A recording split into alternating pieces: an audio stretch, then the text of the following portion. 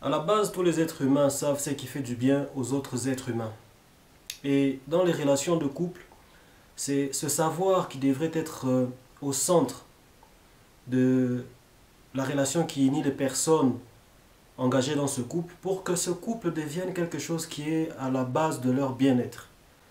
Malheureusement, on vit dans un monde où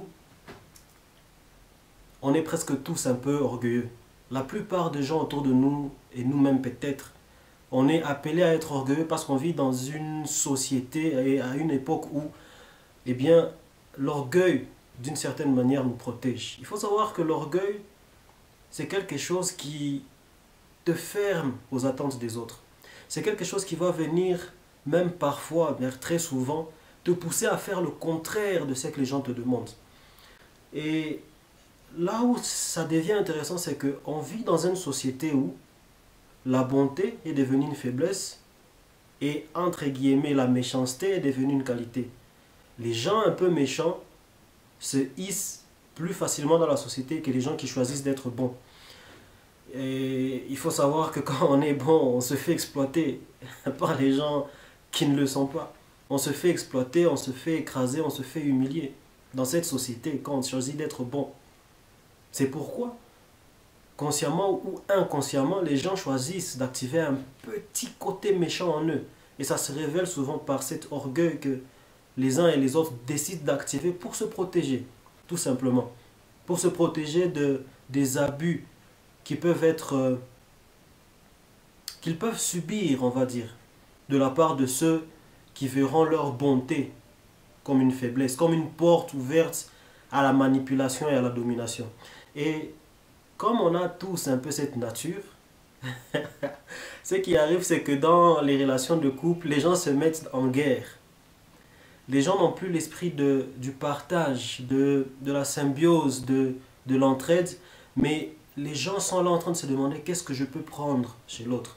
Comment est-ce que je peux utiliser l'autre pour exprimer mon désir de...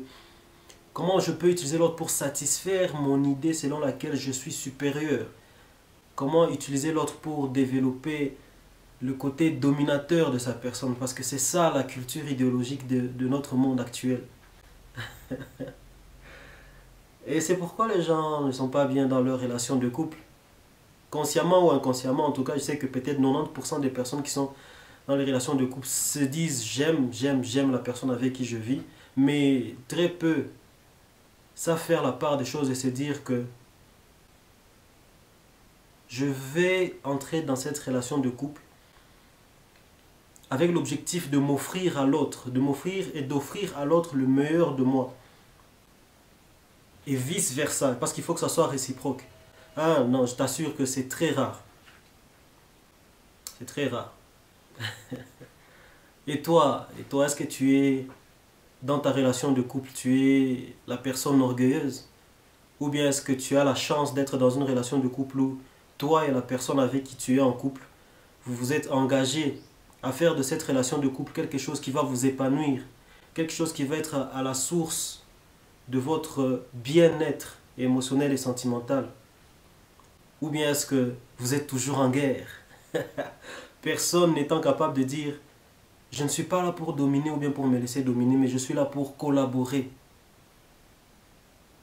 Ou bien tu es aussi adepte de l'idéologie destructive de notre époque. Je ne pense pas que tu as envie de souffrir dans ta relation de couple.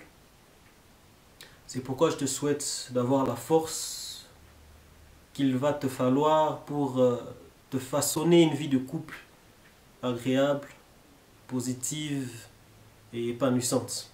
Donc force à toi, paix et abondance, et sois heureux et ou bien heureuse dans ta relation.